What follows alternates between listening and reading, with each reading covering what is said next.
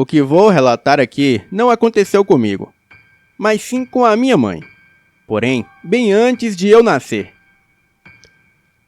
No entanto, eu gostaria de ir logo avisando que eu acho que para muito essa história talvez possa soar sobrenatural demais.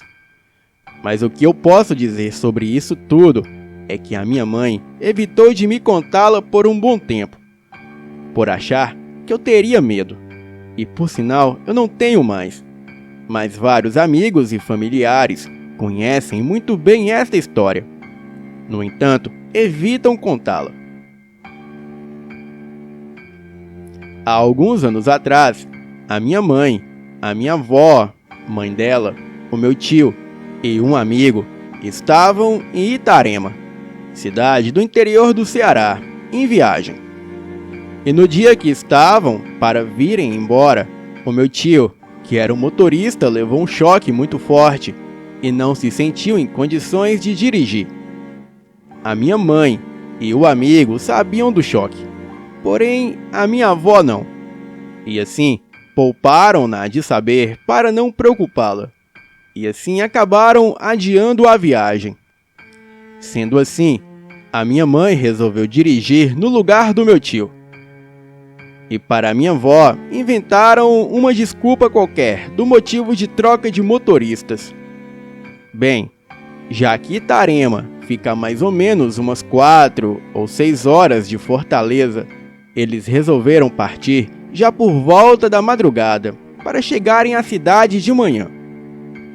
Mas naquela época, na verdade, eu acho que até hoje, as estradas não têm nenhum tipo de iluminação, a não ser a lua e as estrelas, que até certo ponto não são muita coisa. Enfim, eles partiram neste horário.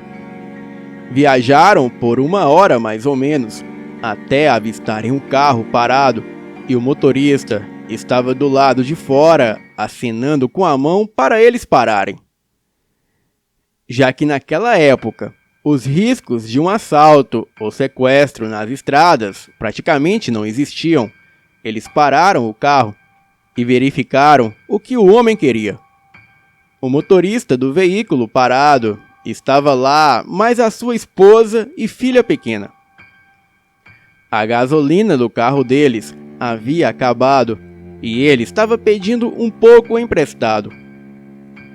E sem se importarem em dar um pouco, a minha mãe desligou o carro e os outros desceram e ficaram do lado de fora enquanto a gasolina era retirada de um carro para o outro. O tempo em que isso se procedia, eles acabaram conversando e se entretendo na conversa. E assim, mesmo depois de a gasolina ser dada, eles ligaram os faróis do carro e conversaram um pouco mais. E eis aí que o sinistro começou a acontecer. Enquanto eles conversavam, uma moça, em suas vestes brancas, bem, não era o tipo de vestido fantasmagórico, era apenas vestes normais, porém brancas. Ela estava a pé, passou por eles de cabeça baixa e, sem falar nada, ela seguiu caminhando. E todos que estavam conversando pararam imediatamente de falar e fitaram a mulher que já ia sumindo dentre a escuridão da madrugada. Eles não entenderam nada e, sem demorar muito, já assustados, cada um entrou em seus devidos carros. O motorista do outro carro agradeceu pela gasolina e seguiu viagem, e assim como fez a minha mãe. Porém, fazia apenas 5 minutos desde que a moça passou por eles, e esses 5 minutos foram o suficiente para ela desaparecer totalmente naquela estrada. E depois de mais ou menos 2 horas, quando eles já não esperavam encontrá-la mais, para a surpresa deles, eles avistaram a moça ainda caminhando sozinha pela estrada escura. A minha mãe, sem se conformar com ela estar andando ali, sem mais nem menos, resolveu perguntar para onde ela iria e se ela precisava de uma carona. Todos foram contra ela fazer isso. Mas já que ela é muito curiosa e sempre foi a rebelde da família, e para o azar dos outros, era ela que estava dirigindo. Ela então decidiu-se e seguiu a moça até parar o carro ao lado dela e a chamou. A moça de cabelos longos e negros cobrindo as costas parou e lentamente caminhou até o carro. E quando ela reencostou-se na janela e ergueu a cabeça, foi o suficiente para todos dentro do carro, exceto a minha mãe, não se atreverem a falar mais nada. A mulher, que tinha o corpo de uma moça de uns 23 a 25 anos, tinha o rosto de uma velha de uns 80 anos ou mais. E enquanto quase todos congelaram, ela olhou para a minha mãe e perguntou calmamente: "Vocês podem me dar uma carona?" A minha mãe então criou coragem e perguntou para onde ela estava indo. E a mulher disse que estava indo para Fortaleza, assim como eles. Nessa hora, todos no carro estavam completamente apavorados. Mas a minha mãe disse que aquilo era falta de educação e que ela iria dar uma carona sim. O problema é que todos os bancos, menos um de trás, estava ocupado. E os que estavam atrás se recusaram a sentarem lá com ela. Então, a minha mãe fez um acordo. O meu tio, mesmo com choque, se arriscou a dirigir. E a minha mãe trocou de lugar com um amigo que estava no banco do passageiro, fazendo ele passar para o banco de trás e dividiu o banco do passageiro com a mulher. E após isso, eles partiram. E depois que a mulher entrou no carro, ninguém, além da minha mãe, se atreveu a dar um pio. Era como se estivessem tão apavorados que estavam quase em estado de choque. Então, vendo que eles não iriam falar nada, a minha mãe começou um diálogo com a mulher. Começaram a conversar sobre qualquer coisa que tirasse o medo dos outros.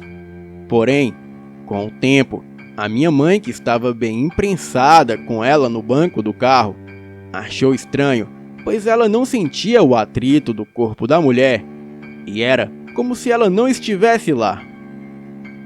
A janela estava aberta e o vento que soprava não mexia um fio de cabelo da mesma, que sempre se mantia de cabeça baixa e os cabelos cobrindo-lhe boa parte do rosto. E sendo assim, a minha mãe perguntou: "Moça, a senhora, eu não sei o que você estava fazendo por aqui uma hora dessas. Por que estava só?" Então, a mulher respondeu: Eu estava em um passeio com mais 4 amigas. Porém, o carro capotou e todas elas morreram. Nessa hora, até a minha mãe não pôde negar o calafrio. Então, avaliou toda a situação e todo o ocorrido, e depois de repensar e pensar várias vezes, ela criou coragem e perguntou: "Me desculpa, mas a senhora já morreu?" E essa foi a única vez que a minha avó se pronunciou. "Menina, o que é isso? Isso é coisa que se pergunte?" disse a minha avó nervosa. Então, a minha mãe não respondeu. Já a mulher, no entanto, apenas foi virando seu rosto lentamente para minha mãe, e ainda com um pouco do cabelo na cara, perguntou de uma forma meio sinistra: "Você acha?" A minha mãe então respondeu: "Só pode, ué. Olha, você estava andando sozinha no meio da madrugada, a pé, numa estrada completamente escura. Você tem um corpo de moça e um rosto de velha. E disse que estava com suas amigas em um carro. O carro capotou e elas morreram. Bem, a senhora só pode ter morrido também", disse ela, avaliando as situações. A mulher, no entanto, não respondeu, apenas sorriu e voltou a baixar a cabeça. A minha mãe não entendeu a sua reação, mas entendeu que aquele silêncio era um sim. Enfim, depois dessas palavras, nem a mulher e nem ninguém falou nada durante a viagem inteira. E quando finalmente chegaram em Fortaleza, a mulher disse onde eles podiam deixá-la. E ao chegarem ao local, que por sinal era em uma esquina em uma rua normal, ela desceu, agradeceu pela carona e andou até sumir no outro quarteirão. A minha mãe me disse que após ela sumir, começou a chover completamente do nada, como se uma única nuvem carregada estivesse sobrevoando por ali.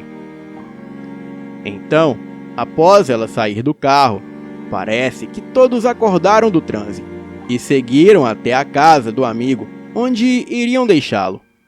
Porém, ao dobrarem no outro quarteirão, a chuva cessou do mesmo modo que começou, completamente do nada, e só deixando todos mais apavorados ainda. E quando finalmente chegaram à casa do amigo, o mesmo não deixou que eles fossem embora até conseguir entrar em casa. Ele estava tão desesperado que quase não desceu do carro e quase não achou a chave. Precisou de ajuda do meu tio para guiá-lo até a porta de casa e deixá-lo seguro dentro da mesma. E após isso, se despediram e a minha mãe, a minha avó e o meu tio voltaram para casa. A minha mãe ainda levou carão por ter dado carona para a mulher, mas ela simplesmente ignorou. E depois de alguns dias intrigado com a viagem, após passarem pela rua, a qual deixaram a mulher, para o maior espanto de todos, descobriram que a rua ficava atrás de um cemitério. E assim, o medo tomou conta de todos novamente, e por isso que depois disso, eles tentaram evitar contar a história para qualquer um. Bem, o meu relato chegou ao fim. E claro que eu não posso querer que acreditem. Até porque, embora eu tenha acreditado desde o início, não é qualquer um que vai achar isso real. E não dizer que é apenas uma viagem. Bem, eu só posso dar a minha palavra que isso foi verídico e que realmente aconteceu. Boa noite.